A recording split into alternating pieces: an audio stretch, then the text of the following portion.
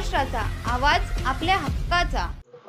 एक कैट जब मेरे पास आई थी तब उसे शॉक लगा था सेंट्रल हॉस्पिटल की हॉस्पिटल एरिया में कोई शॉर्ट सर्किट हो गया था, एक ट्रांसफार्मर जल गया था जिसकी वजह से। और जब कैट मेरे पास प्रेजेंट हुई तो इसको हाइपोवोलेमिक शॉक में थी, मतलब बॉडी का शॉक लगने के कारण बॉडी का पानी काफ़ी कुछ कम हो जाता है जिसकी वजह से जानवर शॉक में चला जाता है।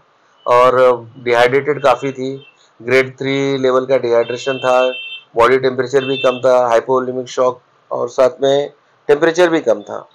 तो केस क्रिटिकल था, ट्रीटमेंट किया है और देखेंगे, let's hope for the best.